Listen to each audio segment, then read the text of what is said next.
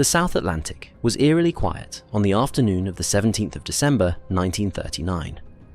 A German warship lay burned out on the muddy bottom of the River Plate estuary, its final explosions echoing over Montevideo harbour. This was the proud Admiral Graf Spee, one of Hitler's secretive pocket battleships, now scuttled by its own captain. In Germany's fight for control of the seas, these heavily armed commerce raiders had roamed the oceans, threatening Allied convoys and tying up enemy fleets. But one by one, the pocket battleships met their end, not in grand ship-to-ship duels, but at the hands of Allied forces, air power, and desperate commanders. This is the story of Deutschland, Admiral Scheer, and Admiral Graf Spee, the rise and annihilation of Hitler's pocket battleships.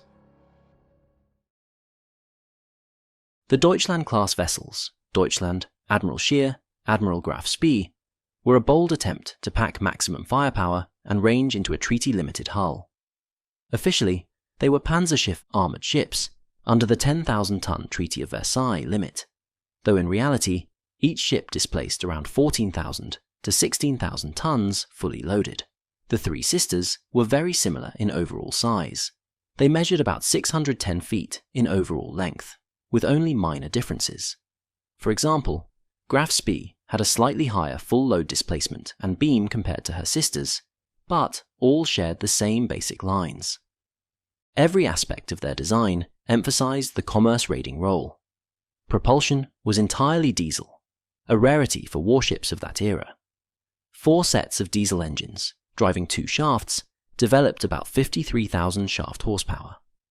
This gave them a top speed around 28 knots, not as fast as a destroyer, but swift enough to outrun any cruiser and escape most battleships. More importantly, their fuel-efficient diesels gave them an enormous range.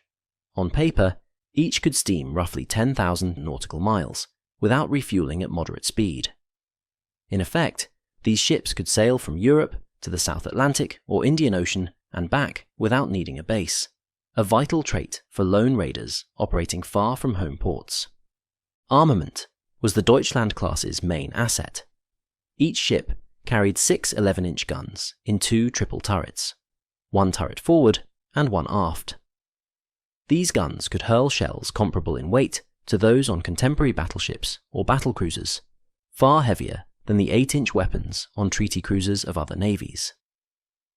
Supplementing this were 8 5.9-inch guns in single casemate mounts amidships, and several smaller anti-air guns of 3.5 inches in single mounts. 2 quadruple 21-inch torpedo tubes were mounted on the stern for close combat or finishing a crippled vessel. Armour was relatively light by battleship standards, but heavy for a cruiser of similar size. The side belts were about 80 mm on Deutschland and Scheer and 100 mm on Graf Spee. Deck armour ranged from roughly 17 mm on the upper deck to 45 mm on the main armoured deck. In short, the pocket battleships had robust protection compared to cruisers, but would not stand up to a full-scale battleship barrage. The design philosophy was clear. Give the ship enough armour to fight other cruisers, but not so much that speed or range would suffer. Visually and functionally, the ships bore some innovations. They were among the first to use extensive welding in the hull to save weight. Each ship carried 1 floatplane for reconnaissance, launched by an aft catapult.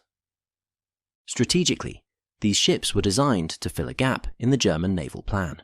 With battleship construction banned by Versailles, the Reichsmarine, and later Kriegsmarine, needed a vessel that could threaten enemy trade routes while still slipping away from stronger ships. The pocket battleship concept aimed to outgun any ship that could catch it, cruisers with 6 to 8-inch guns, and to outrun any battleship that could outgun it. In practice, that meant only the largest Allied battlecruisers of the day, HMS Hood, Renown, and Repulse for example, could both catch a pocket battleship and survive its broadside. Otherwise, the German raider could cripple or sink smaller ships and then flee. In peacetime, Hitler and Grand Admiral Erich Raeder touted the Deutschland class as exemplifying German resourcefulness, imposing ships masked as replacements for pre-dreadnoughts, yet packing an unexpected punch. In summary, The Deutschland-class cruisers were powerful commerce raiders on paper. They packed heavy guns and had enormous endurance, at the cost of light armor and limited speed. They were built for the long-range hunt, to stalk Allied convoys, destroy merchantmen, and force the Royal Navy to chase them across the oceans. These capabilities would make them feared foes early in the war, but also left them increasingly isolated once Allied air and sea control grew. Admiral Graf Spee was the newest of the three, commissioned in January 1936. Named after Admiral Maximilian von Spee, she represented the peak of the design, slightly larger, with improved reinforced belt armor and a more reliable plant. In the tense months before war, Graf Spee trained in the Atlantic and participated in cruises to the Americas and Africa. When Germany mobilized for war in September 1939, Graf Spee was already positioned in the South Atlantic, poised to ambush Allied shipping. Between late September and early December 1939, Graf Spee conducted an aggressive commerce raiding sortie in the South Atlantic and Indian Oceans. Over this period, she sank or captured 9 merchant ships, totaling about 50,000 tons total, including substantial cargoes of fuel and food bound for Britain. Her success forced the Royal Navy to detour convoys around the Cape of Good Hope and to dispatch hunting groups of cruisers into the South Atlantic. The turning point came on the 13th of December 1939, when Graf Spee encountered a British hunting squadron off the River Plate estuary between Argentina and Uruguay. This confrontation became the Battle of the River Plate, the first major naval surface battle of World War II. In the early morning hours of that day, Graf Spee spotted smoke on the horizon. It was HMS Exeter, accompanied by the light cruisers HMS Ajax and HMNZS Achilles. The British force was damaged from an earlier meeting with another German raider, so Exeter was low on operational main batteries, but the 3 cruisers sought to confront Graf Spee. Over the course of a running gun battle lasting several hours, the German ship scored significant hits on all 3 British cruisers, notably crippling Exeter. However, Graf Spee also took damage to her port engine room and rangefinder equipment, reducing her speed and accuracy. Wounded, but still powerful, Hans Langsdorff, the ship's captain, sought refuge in neutral Uruguay's harbour of Montevideo for repairs.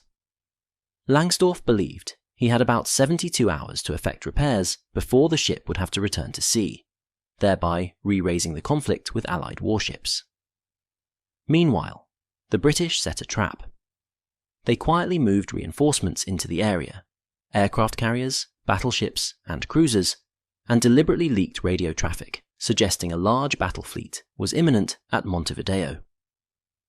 Convinced by these reports, concern for his men, and the ship's damaged state, Langsdorff made the agonizing decision to scuttle Graf Spee.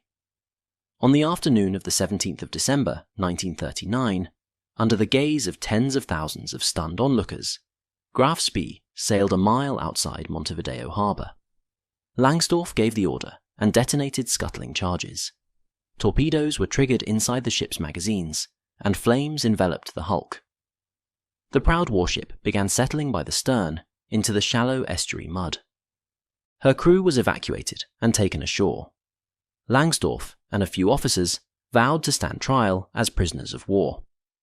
2 nights later, Langsdorff took his own life. The rest of the crew was interned until the end of the war. Graf Spee's body remained partially above water for years, a constant reminder of the battle. Her story had lasted only a few intense months of wartime service. In those months, she had proven the concept of the pocket battleship by outshooting a cruiser squadron, but in the end, perceived superior numbers left her commander no choice but to destroy the ship. With Graf Spee gone by the end of 1939, the German Navy lost its most celebrated commerce raider, leaving little impact on the war. Ironically, the spectacular demise made Graf Spee a legend. For the rest of the war, attention turned to her 2 sister ships still at large, Admiral Scheer and Deutschland. Admiral Scheer, the second ship of the class, was commissioned in November 1934, 1 year after Deutschland. Like her sisters, she saw action in the Spanish Civil War, notably bombarding the port of Almeria in 1937 in retaliation for attacks on Deutschland. At the outbreak of World War II, Scheer was undergoing a refit, and her first major mission came in late 1940. On the 23rd of October 1940, Admiral Scheer set sail from the Baltic Sea under Captain Theodore Kranke.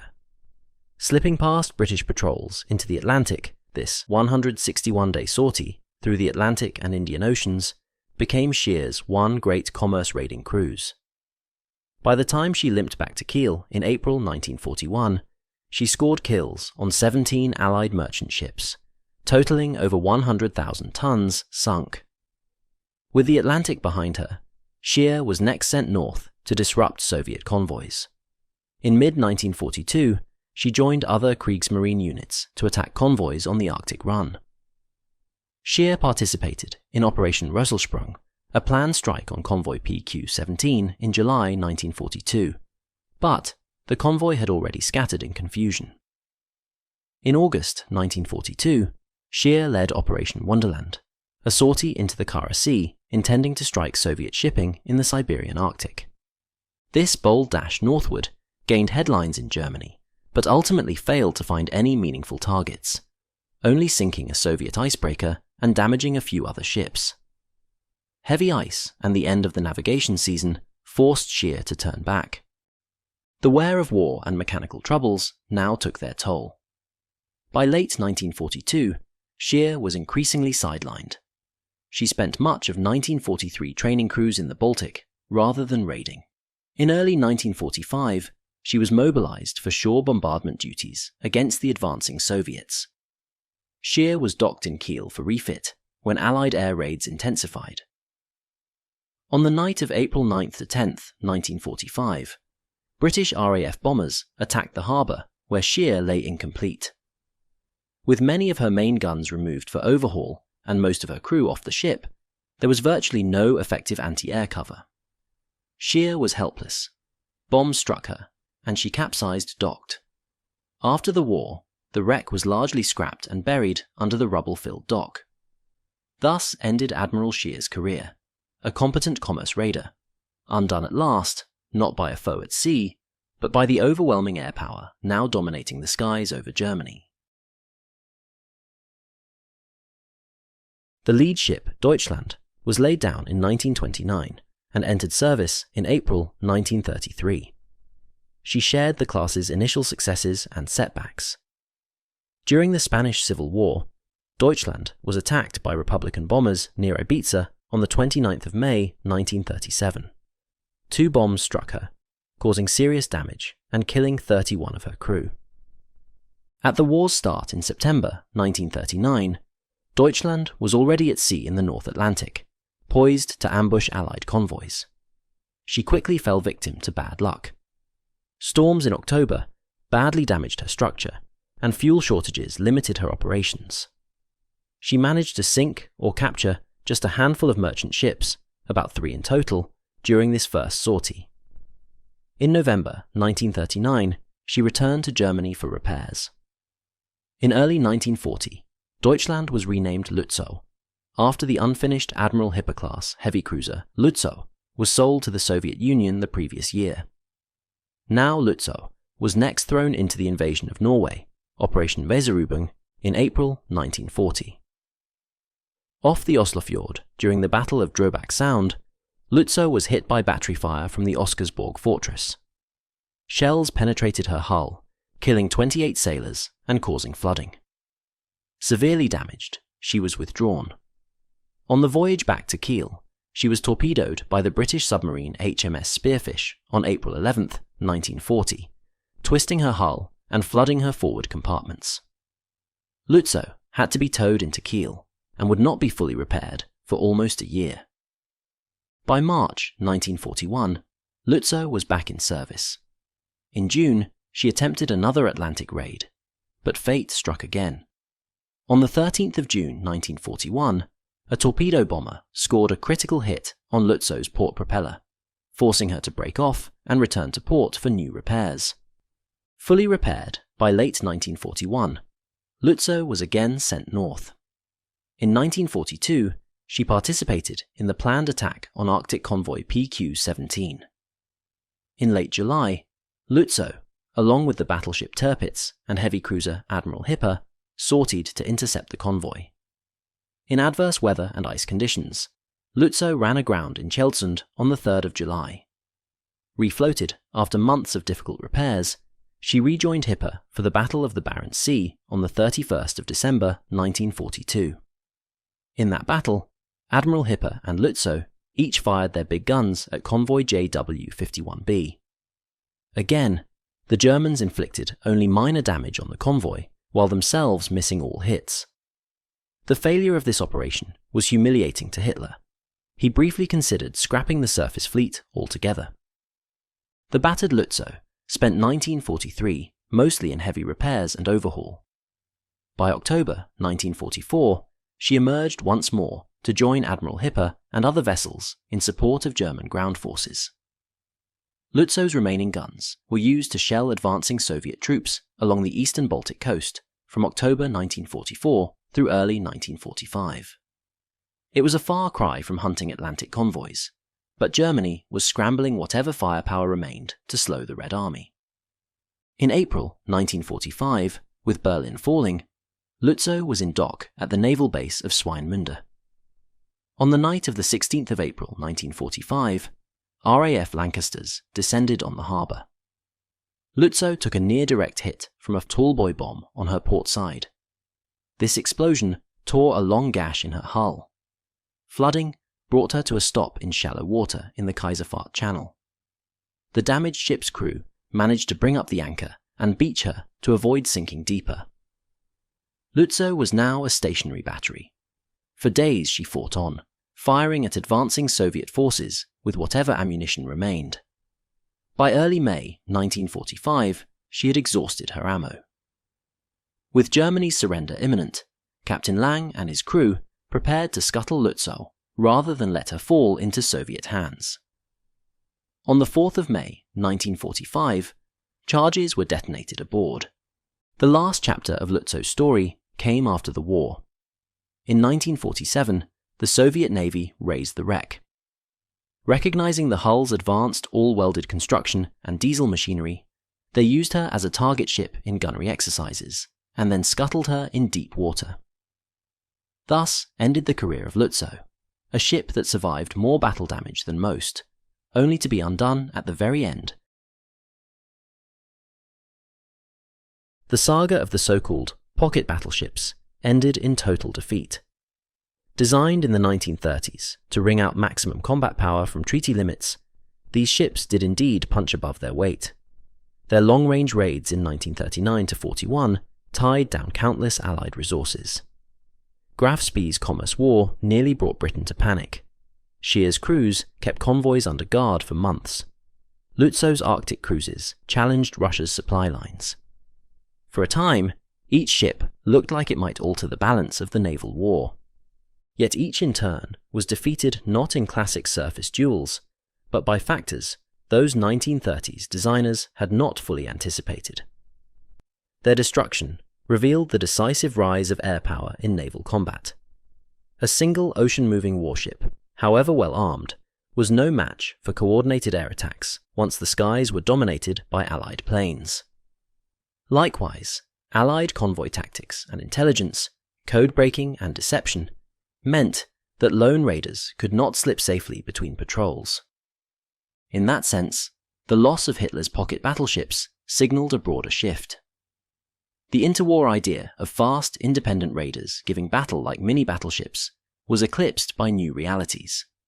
The advent of radar, aircraft carriers, long-range patrol aircraft, and effective anti-submarine escorts meant that commerce protection had become a multi-layered affair. Meanwhile, submarines and air power proved to be even more devastating commerce raiders, as Germany's U-boat campaign later showed. After World War II, no navy pursued the pocket battleship concept further. The world moved into the atomic age, carrier aviation, and guided missiles. the hybrid cruiser battleship was left behind, overtaken by the relentless pace of innovation.